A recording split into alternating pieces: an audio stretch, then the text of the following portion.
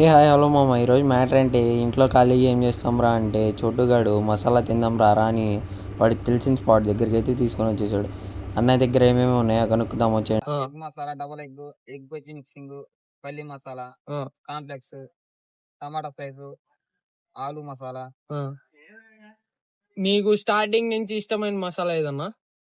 మన గొట్టల మసాలా బాగుంటుంది మా దగ్గర. గొట్టాల మసాలా అయితే ఒకటి చేసా అన్న.